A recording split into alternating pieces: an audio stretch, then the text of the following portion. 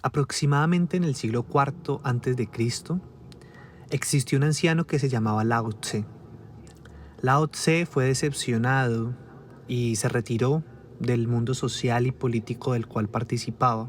Montando en un caballo viejo, decidió cabalgar hacia el oeste, en dirección a las regiones desérticas de China. En este viaje, el guardián de la frontera le pidió que plasmara sus pensamientos para que pudieran ser transmitidos a la humanidad. Cuenta la leyenda que Lao Tse reflexionó durante 2 días y escribió el Tao Te Ching. Luego entregó su obra al guardián y se adentró en el desierto, desapareciendo sin dejar rastro alguno. Según la tradición china, se dice que Lao Tse vivió sus últimos días como un ermitaño, adaptándose al flujo de la naturaleza tal y como él mismo había escrito en el Tao Te Ching. Estamos hablando de uno de los textos más antiguos de la tradición china que fundamentarían la sabiduría tradicional. El Tao es un conocimiento que, si bien juega a través de las palabras, va mucho más allá de ellas, pues el Tao, por más de que intentemos definirlo, jamás podremos entender su inmensidad. Pues como dice su primer capítulo, el Tao que puede ser expresado no es el Tao perpetuo. El nombre que puede ser nombrado no es el nombre perpetuo. Sin nombre es principio del cielo y de la tierra, y con nombre la madre de los 10.000 seres. El que habitualmente carece de concupiscencia ve su maravilla. El habitualmente codicioso no ve más que sus últimos reflejos. Estos dos brotan juntos, pero tras nombres distintos. Ambos igualmente son misterio sobre misterio y puerta de toda maravilla. Aquí nos encontramos en este viaje por los arcanos del tarot, con el arquetipo del anciano sabio, quien por medio de la retirada del mundo, del ruido, da ese movimiento hacia el acercamiento de lo más profundo. Se encuentra con su propia soledad, atraviesa su propio dolor, se adentrará en los misterios y la sabiduría de la naturaleza. Así que hoy, desde el silencio de las cavernas, desde el frío de la soledad, desde el retiro de la estupidez del mundo, desde la montaña en donde encontramos nuestra propia visión, hoy vamos a hablar del arcano número 9. Hoy vamos a hablar del ermitaño.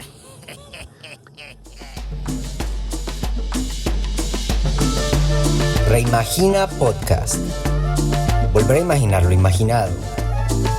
Bienvenidos a este espacio para la psicología profunda con alas del cóndor. Soy Yael y me dedico a crear espacios para la salud mental y el autoconocimiento, y voy a acompañarlos en este episodio.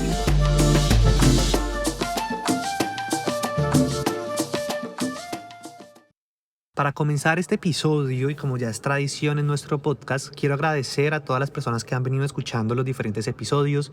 Ya estamos llegando al arcano número 9, en esta labor, en este tejido que estamos intencionando el equipo que está detrás de todo este proceso de creación, de elaboración. Con la meta, con el objetivo, con la finalidad de hacer este viaje, este movimiento a través de las imágenes arquetípicas, de los símbolos, de la sabiduría, de los saberes que hay detrás de los misterios del tarot. Y quiero que empecemos, como es costumbre ya en estos episodios, que contemplemos la imagen que hemos creado con Junior a la hora de representar el arcano número 9.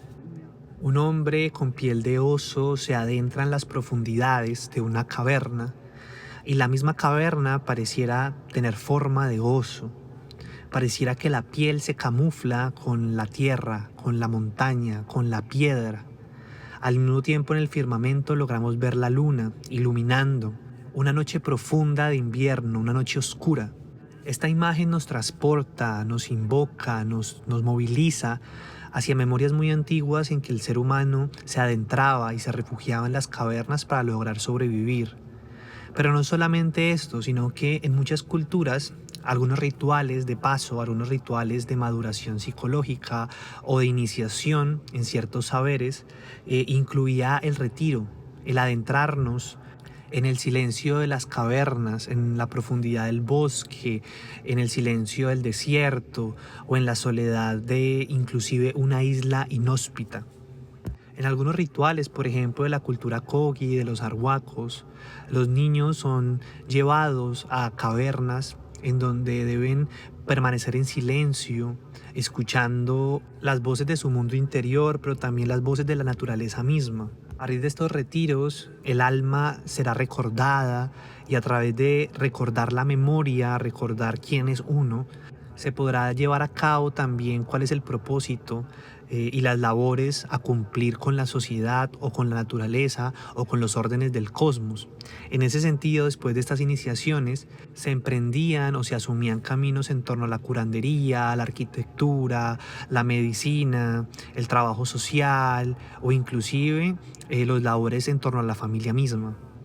Si hablamos, por ejemplo, de la cultura medieval europea, diferentes místicos, como el caso de Juan de la Cruz, escribían su propia poesía mística sobre la noche oscura del alma. Esa noche en donde el alma entra en crisis, se enfrenta con un dolor insoportable, con la duda, con el misterio, con la incertidumbre. Es como si el alma fuera desgarrada por la noche. En esta noche es donde se pierde la fe, se pierde el sentido. Pareciera que la absurdidad, la sinrazón, el desdén o el terror mismo de la noche devorara al alma humana. Y es precisamente este tipo de movimientos los que representa el arcano número 9, el ermitaño. Ese encuentro con nosotros mismos, ese encuentro con la maduración de nuestro propio proceso, ese encuentro con lo aterrador de la soledad, con lo irresistible, profundo y desgarrador del dolor de nuestra propia existencia, tanto individual como colectiva. Ese encuentro con la tragedia del destino, pero también con ese profundo sufrimiento de las memorias y de las heridas que ya hemos caminado hasta llegar al arcano número 9. Para empezar a hablar de los misterios o acercarnos un poco a la simbología de este arcano, me parece fundamental que partamos por una pregunta sincera con nosotros mismos. En la medida en que este arquetipo del abuelo sabio, del ermitaño, del sabio que se retira aparezca, sea a través de una tirada del tarot o a través de un sueño o a través de un movimiento propio de la vida misma, de las etapas del desarrollo en el que nos encontremos. Y la pregunta para empezar es cuestionarnos sinceramente sobre la relación que tenemos con nosotros mismos, sobre todo cuando estamos solos, cuando estamos alejados del mundo, cuando estamos alejados del deber, cuando estamos alejados de nuestros amigos, de nuestra pareja, cuando estamos completamente solos en la relación con nosotros mismos, cuando pareciera que las máscaras se caen, cuando no hay ningún rol que ejercer, cuando no hay ningún propósito o sentido externo. ¿Qué sucede cuando me encuentro a solas conmigo mismo? ¿Qué hay allí adentro en la habitación íntima de mi mundo interior? ¿Quién es ese extraño que habita en la habitación abandonada de mi propia soledad? Hoy la invitación es que nos preguntemos sobre la crisis más importante que debemos asumir a la hora del proceso de maduración de nuestra psique, y es: ¿quién soy cuando estoy completamente solo? ¿Quién soy cuando me encuentro conmigo mismo?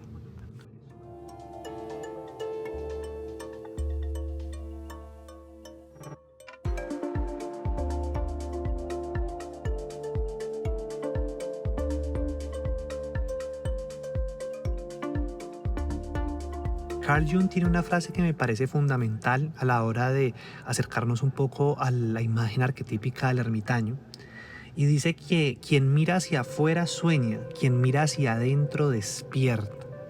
Y es precisamente este el movimiento que hace el ermitaño, en la medida en que deja de mirar el sueño del mundo, el hechizo de las relaciones, las imágenes del progreso, los ruidos del éxito, el miedo al fracaso. Cuando se aleja del circo de la humanidad, es allí cuando se encuentra con su mundo interior, y es precisamente este mundo interior la invitación a un despertar. Pero, ¿qué significa este despertar? El ermitaño es una persona silenciosa. Es un silencio anterior a la creación, del cual puede tomar forma un nuevo mundo. El ermitaño no nos trae sermones, sino que se ofrece a sí mismo. Es una entrega. Es un servicio.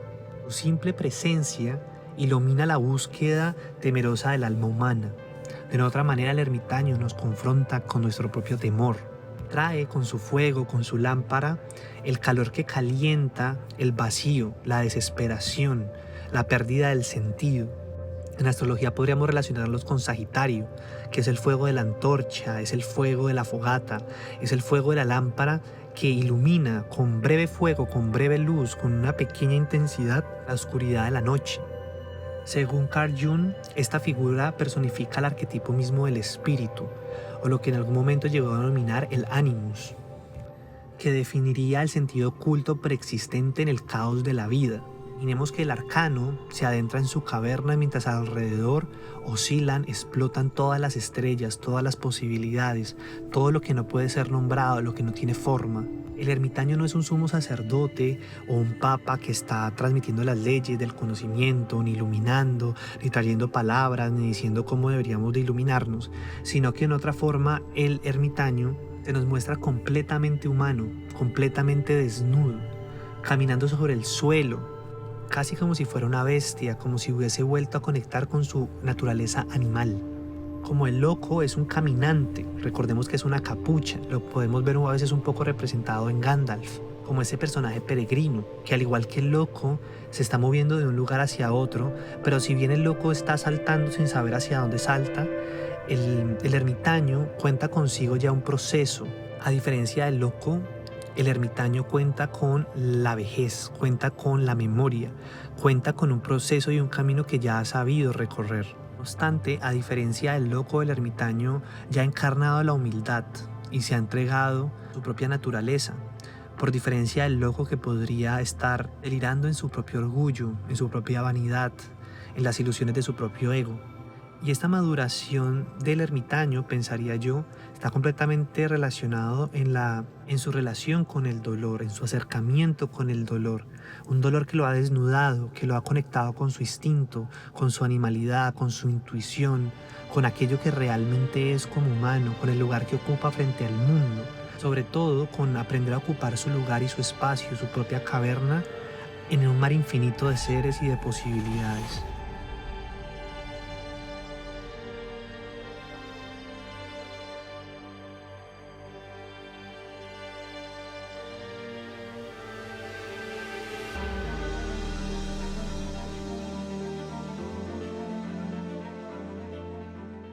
Aquí es interesante que también desde una perspectiva psicológica podamos preguntarnos qué nos lleva a cada uno de nosotros a conectar con el ermitaño. ¿Cuál es esa dimensión ermitaña de nuestra vida? ¿Qué sentido, qué propósito tiene? ¿Cuáles son los movimientos de este encubrirnos en nuestras cavernas, retirarnos, alejarnos? Y en ese sentido es ver que este arcano, esta imagen arquetípica puede presentarse en sueños, puede presentar en nuestro proceso creativo, ¿sí? Veamos que muchos artistas o muchas personas en sus propios procesos requieren de una retirada para poder descansar, para poder soltar, para poder entrar en el silencio, para acunarse, para poder madurar las imágenes, las ideas, las sensaciones que han venido experimentando y a partir de allí poder crear un nuevo universo, un nuevo mundo, una nueva posibilidad, inclusive un nuevo objeto de creación. Pero también es interesante que veamos que a veces la conexión con el ermitaño no se da simplemente como una decisión, sino que a veces irrumpe en nuestra vida a partir de una separación, a partir de un fracaso, a partir de una crisis frente a la existencia, a partir de no sentir de repente que encajamos en un mundo, en un sistema, en un espacio laboral o en cierta dinámica que de repente ya caducó. En ese sentido, pensaría que el ermitaño muchas veces está relacionado con el fracaso, con la decepción, con la desesperación, con la desilusión frente a la vida, que muchas veces puede ser completamente confrontativa, desgarrante, nos llena de sufrimiento, de dolor, inclusive de falta de fe frente a la humanidad, pero no obstante son, digamos, confrontaciones necesarias para el alma, para ese encuentro y ese movimiento que va a ser el ermitaño. En ese sentido, es interesante que veamos que el ermitaño se puede constelar de una forma, digamos, potenciadora para la psique, en la medida en que logre encender su propia lámpara, en la medida en que logre acunarse en sus propias cavernas, en la medida en que sea consciente de ese proceso de iluminación que está gestando en su propia noche oscura. O bien puede constelarse de forma negativa en la medida en que nos encierre en en nuestra propia amargura. ¿Sí? Veamos que estamos hablando del arquetipo del Cenex, del abuelo sabio. Si bien ese abuelo puede conectar con la sabiduría de la vida, conectar con su propia alegría, aprender de sus propias memorias, mirar su pasado desde una perspectiva o desde una actitud de transformación, al mismo tiempo este arquetipo puede de repente conectar con una mirada trágica, amarga, cayendo profundamente en un dolor que lo encierre cada vez más, lo aleje cada vez más y nos desconecte del mundo. Me gustaría también aprovechar, ahorita que estamos hablando del ermitaño, para hablar de uno de los ermitaños más interesantes de la filosofía, que es precisamente el personaje de Zaratustra que nos comparte Nietzsche en Así habló Zaratustra. Y me gustaría leer los primeros fragmentos del libro para que podamos conectar un poco con ese movimiento que viene a significar y la palabra que viene a compartir el ermitaño. Dice así el primer capítulo. Cuando Zaratustra tenía 30 años, abandonó su patria y el lago de su patria y marchó a las montañas. Allí gozó de su espíritu y de su soledad y durante 10 años no se cansó de hacerlo, pero al final su corazón se transformó y una mañana, levantándose con la aurora, se colocó delante del sol y le habló así: Tú, gran astro, ¿qué sería de tu felicidad si no tuvieras aquellos a quien iluminas? Durante 10 años has venido subiendo hasta mi caverna. Sin mí, mi águila y mi serpiente te habrías hartado de tu luz y de este camino. Pero nosotros te aguardábamos cada mañana, te liberábamos de tu sobreabundancia y te beneficiábamos por ello. Mira, estoy hastiado de mi sabiduría como la abeja que ha recogido demasiada miel. Tengo necesidad de manos que se extiendan. Me gustaría regalar y repartir hasta que los sabios entre los hombres hayan vuelto a regocijarse con su locura y los pobres con su riqueza. Para ello tengo que bajar a la profundidad, como haces tú al atardecer cuando traspones el mar llevando luz incluso al submundo. Astro inmensamente rico. Yo, lo mismo que tú, tengo que hundirme en mi ocaso.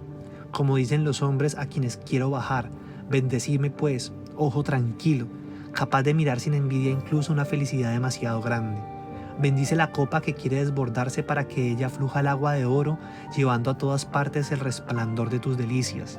Mira, esta copa quiere vaciarse de nuevo, y Zaratustra quiere volver a hacerse hombre. Así comenzó el ocaso de Zaratustra. Si alguien quiere realmente conectar con el arcano del ermitaño, la recomendación es leer Así habló Zaratustra de Nietzsche.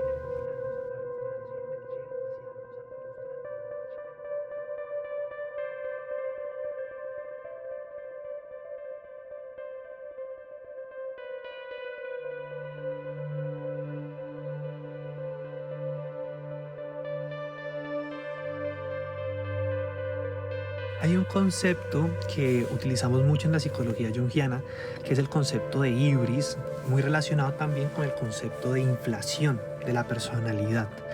Y es interesante que podamos hablarlo ahorita en relación con el arcano del ermitaño, porque de una otra forma cuando hablamos del anciano sabio, cuando hablamos de un arquetipo, digamos, maduro o atravesado ya por los años, por la vejez, estamos hablando de un proceso orgánico de la psique, del cuerpo, de la experiencia misma.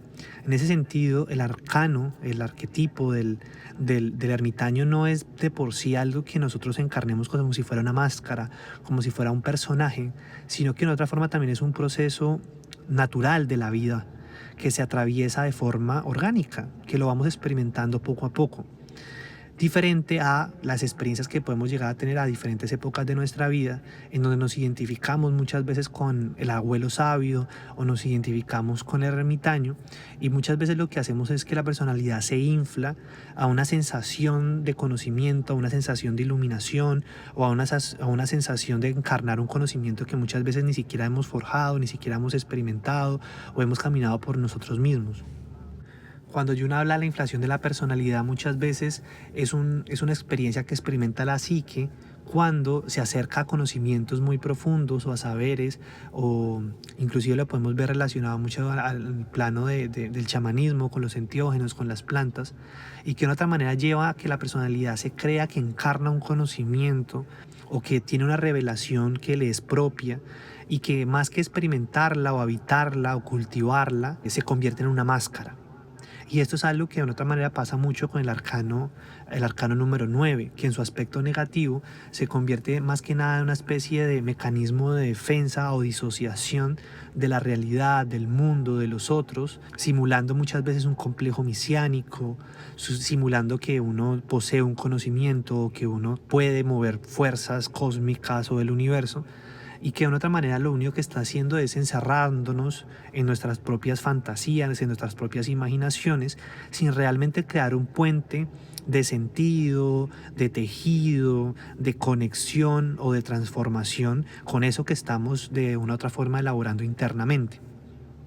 Aquí la propuesta es que seamos conscientes de la dinámica, de la relación que tenemos con nuestra propia soledad, con nuestras propias cavernas, pero también entendiendo que el ermitaño es un lugar, es un espacio por el cual pasamos en diferentes momentos de nuestra vida, que no somos el ermitaño, que no somos el abuelo sabio, que no somos el arcano del Cénex, sino que en otra manera este aparece en nuestra psique, en nuestro inconsciente, en nuestros procesos, para traernos información, para traernos sabiduría, para enseñarnos sobre todo a contemplar el mundo, contemplar la memoria, entender de que somos seres en el tiempo, de que somos atravesados por la temporalidad y que es a través del tiempo que realmente logramos enraizar nuestra experiencia, nuestro saber, pero sobre todo que es el tiempo el que nos demuestra y nos desnuda que entre menos sabemos y entre más soltamos la pretensión de conocimiento, es cuando realmente nos abrimos a aceptar nuestra humanidad tal y como es.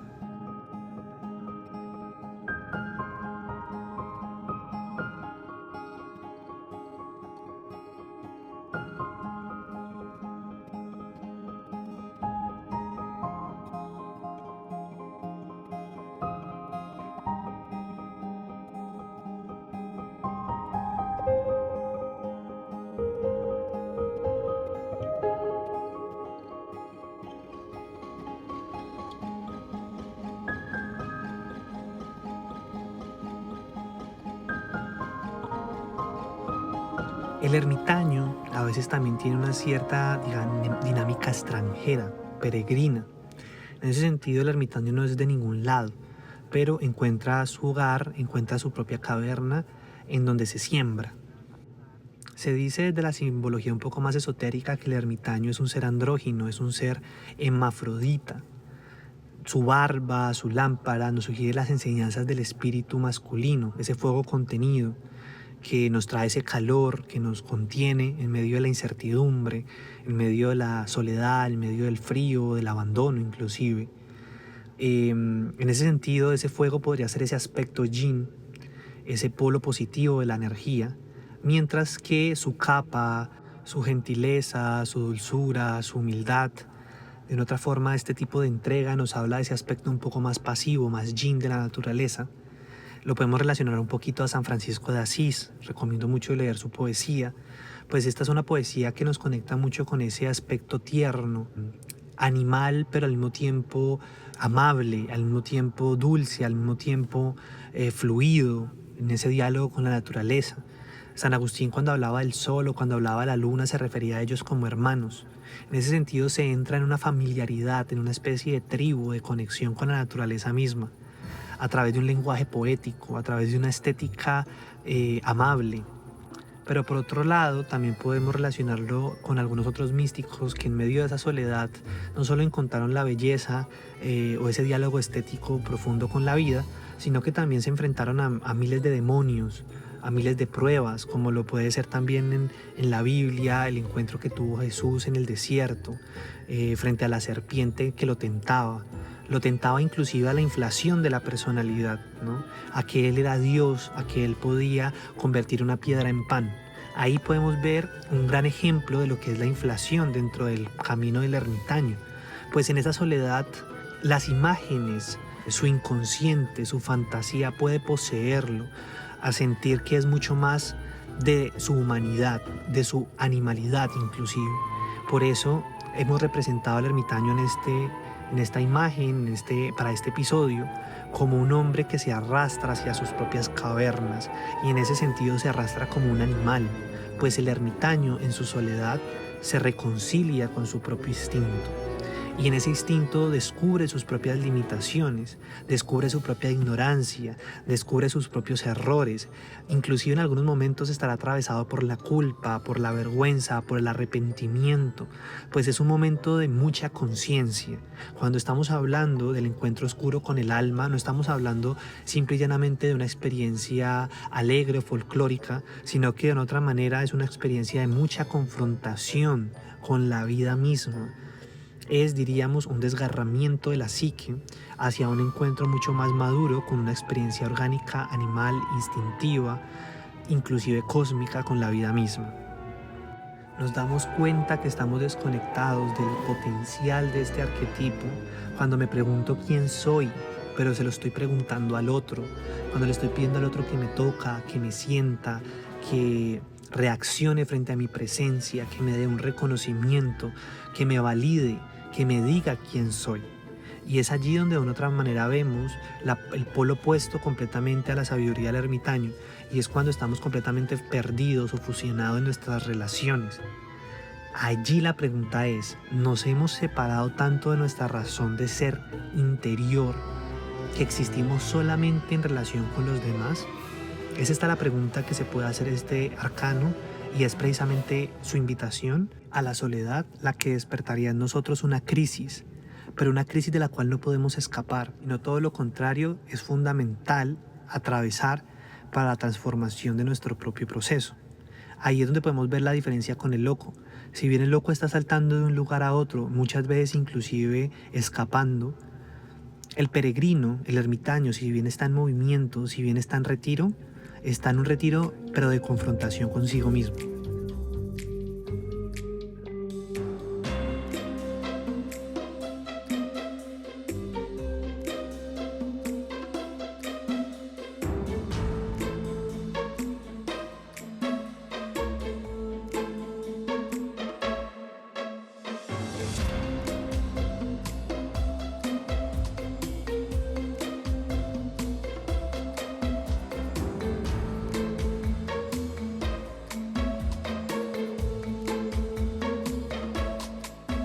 Hemos hablado en los anteriores episodios del proceso de diferenciación de la psique.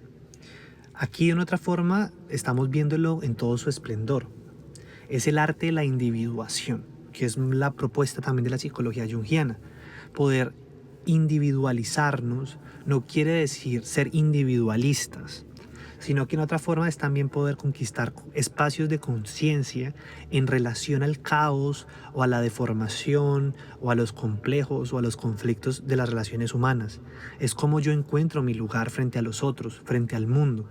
En ese sentido, el ermitaño, si bien en un momento se retira, después casi todos los relatos y todas las poesías y todos los cuentos y los mitos que hay en torno a este personaje nos habla de que hay un proceso, una reunión, un religare otra vez hacia el mundo con los otros, con la comunidad, pues el ermitaño en algún momento necesitará aislarse, pero después aprenderá a construir sus propios espacios internos aún en medio del caos del mundo.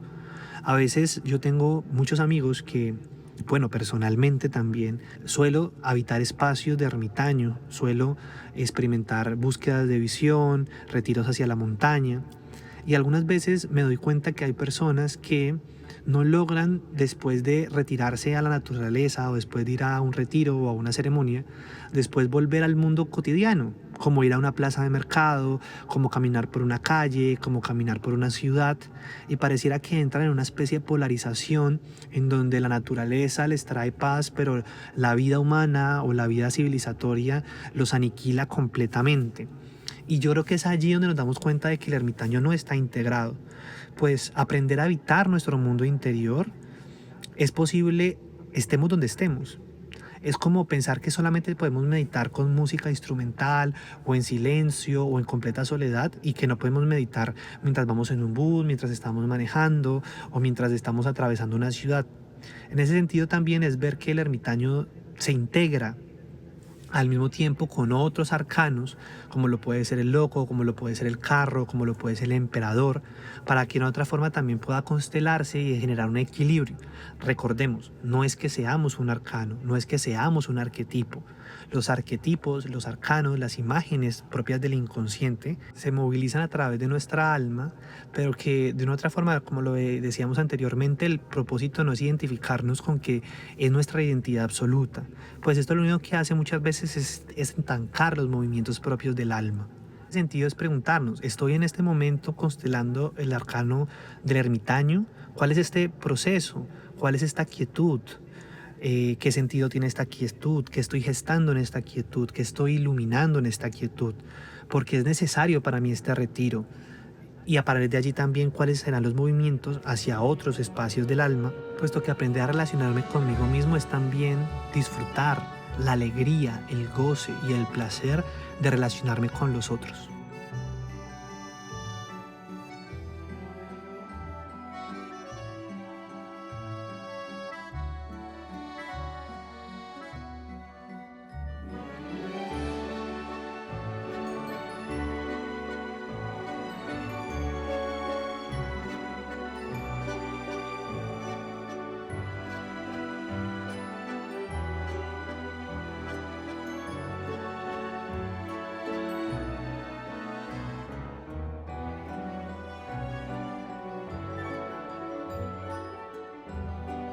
Es importante también que veamos algo y es la numerología. El ermitaño es el arcano número 9. Si recordamos, 9 son los meses necesarios para la gestación de una vida humana. Se dice que el ermitaño es una de las polaridades de la suma sacerdotisa. Recordemos que cuando veíamos la suma sacerdotisa se dice que ella está gestando dentro de su ropaje un huevo. Se dice que el ermitaño, de otra forma, es la gestación de ese huevo, viéndolo como un huevo alquímico, como un huevo que dará inicio a un nuevo cosmos, que dará inicio a un nuevo ciclo. En ese sentido, el ermitaño también puede ser ese abuelo Cronos, ese abuelo tiempo, ese abuelo sabio, que de otra forma, en la medida en que se retira y se encuentra consigo mismo, da nacimiento a un nuevo ciclo, que lo veremos representado en el siguiente arcano, que sería la rueda de la fortuna, un movimiento en donde todo gira a diferentes posibilidades hacia la creación de un nuevo ciclo. El 9 es el número de la iniciación, puesto que simboliza el viaje del iniciado hacia su autorrealización. Sea cual sea la circunstancia en la cual el iniciado empiece su viaje y sea cual sea la experiencia que encuentre en su camino, al final debe también él volver hacia sí mismo. Veámoslo también, por ejemplo, en el mito de Odiseo. Ulises tiene que volver después de toda su travesía a Ítaca. Y es ese viaje de retorno, es ese viaje de regreso su mayor prueba. Muchas veces el héroe puede atravesar batallas, conquistar, luchar, caer, saberse levantar, pero muchas veces el mayor reto que tenemos como seres humanos es soltar toda labor, todo progreso, toda construcción, todo propósito humano y retornar simple y llanamente a habitar nuestro propio corazón, a habitar nuestra soledad, a volver a nuestro hogar, a volver a los nuestros. En ese sentido, la sabiduría del ermitaño es saber alejarse para escucharse, para entenderse, para entrar en su propia comunión y al mismo tiempo saber acercarse, saber crear el puente de conexión con un nuevo ciclo, con un nuevo empezar. En ese sentido, el ermitaño está haciendo una especie de transmutación, de purificación de su pasado para entrar en una nueva forma de entendimiento. Cuando el mundo exterior reclama nuestra atención, no podemos permanecer hibernados en nuestra introversión como el oso en su oscura caverna, ni podemos vernos forzados a la extraversión llevando constantemente la máscara, la sonrisa del posadero, porque nuestra verdadera identidad está todavía oculta, desconocida en el sótano de nuestro ser. Y es ahí donde vemos que el ermitaño tampoco se puede convertir en un mecanismo de defensa en donde yo no asuma mi realidad, mis relaciones, mis vínculos, mi propio camino, mi propia arte, mi propia ciencia. Es así donde tenemos que preguntarnos a nosotros mismos qué espacio, qué lugar tiene el ermitaño en mi vida. ¿Está tomando el control de mi vida? ¿Estoy poseído por el ermitaño? ¿Estoy devorado por el ermitaño? ¿O todo lo contrario, estoy tan poseído, digamos, o absorbido por mis relaciones con el mundo que requiero el espacio ermitaño para un reencuentro. Ahí es hacernos la pregunta. Pero no nos preocupemos, que si hay algo que también nos enseña el viejo sabio, como lo planteaba Lao Tse, es que la vida es un proceso, no solamente un problema sin resolver. El Tao al mismo tiempo es un viaje, el Tao al mismo tiempo es una experiencia, no una meta. Y si bien algo que puede enseñarnos precisamente Lao Tse, este abuelo sabio de la cultura china, es Wu Wei, que es hacer no haciendo. Hacer desde un estado en donde uno encuentra el flujo de su propio ciclo, de su propio ritmo, de su propia pulsión. Prometeo robó el fuego del cielo y lo acercó a la humanidad. A veces también me gusta pensar que el ermitaño devuelve algo de este fuego sagrado a su fuente. Eso es lo que cada uno de nosotros hace al crear y al conectar con su propio espíritu. ¿Hay alguien allí afuera? El ermitaño espera nuestra respuesta. Y así hemos hablado un poco del ermitaño, que nos habla de esas crisis en nuestra persona, en nuestra identidad, esa crisis frente a la manera en que vemos el mundo, esa crisis que muchas veces destruye nuestras cosmovisiones, nuestras ilusiones, nuestras fantasías, lo que nos dijeron que debía ser, por donde teníamos que caminar. Y es a partir de esa destrucción, de esa disilusión, de ese dolor de lo que el mundo debería ser y no fue, que de una otra forma gestamos el huevo alquímico para empezar a crear y a imaginar otros mundos posibles. Como ejercicio, como propuesta, a la hora de que aparezca este arcano en tu tirada, en un sueño, o que de una otra forma en este momento sientas que estás conectando con este arquetipo, la propuesta es una propuesta más práctica que teórica.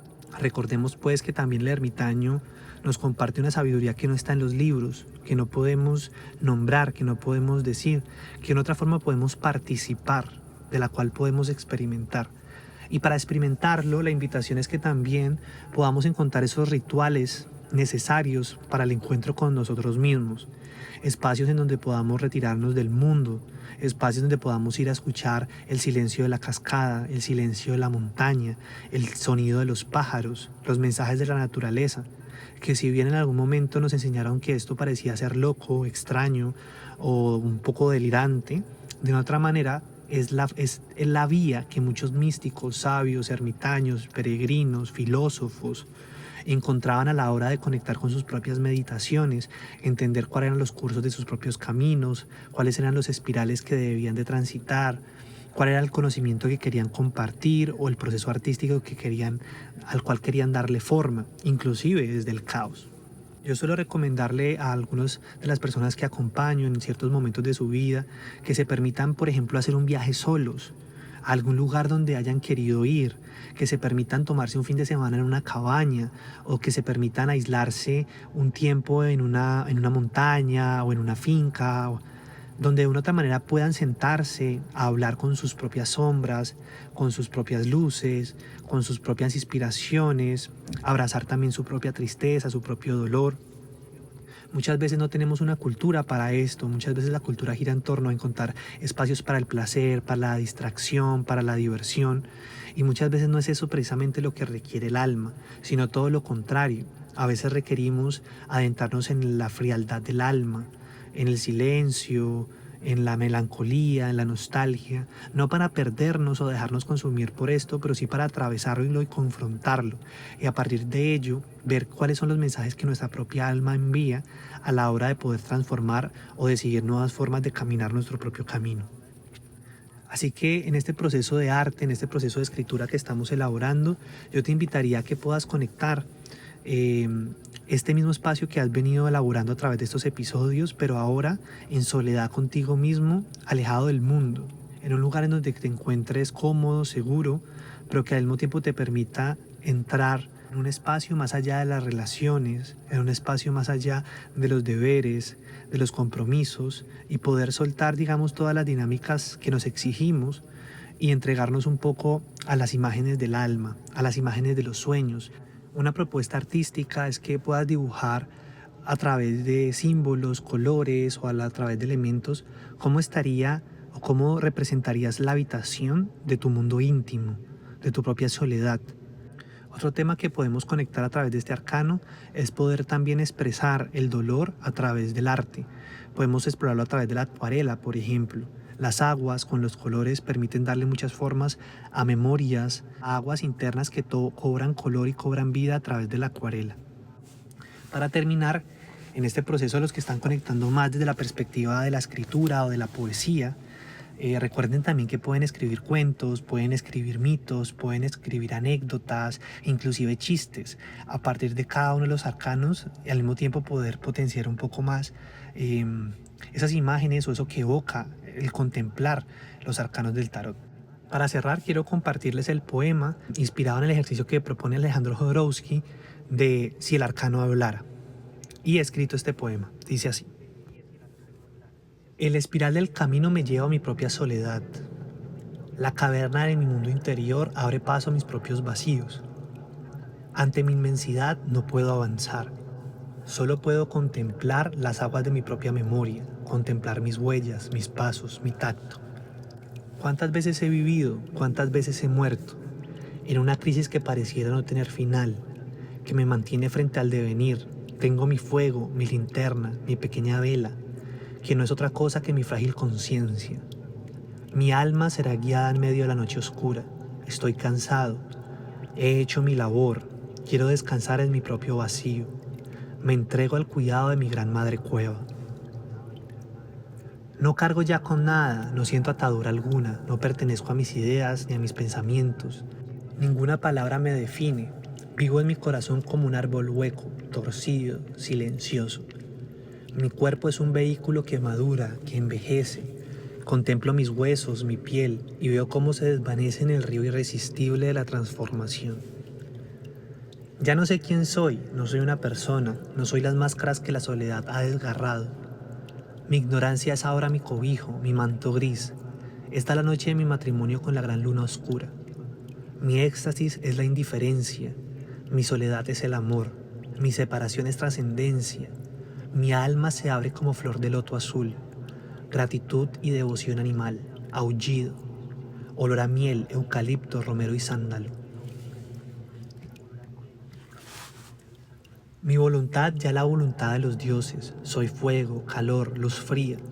En medio de la madrugada, mi resplandor es el espejo de las estrellas, soy la soledad sin tiempo, rezo, ruego y despierto mi Dios interior. En mi sombra respira la eternidad. Entre abismos camino, ahora con paciencia. La locura se ríe y hace el amor con la sabiduría.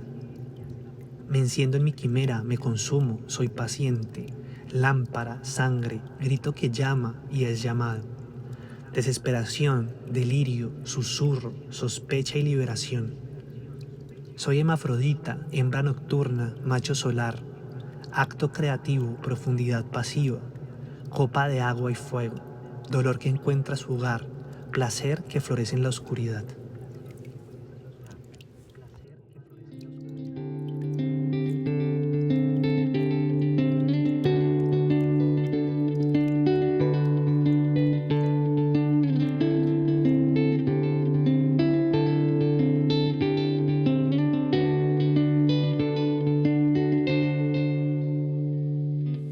Reimagina Podcast es una idea original de SIC Yael y Alas del Cóndor, Centro de Psicología Profunda.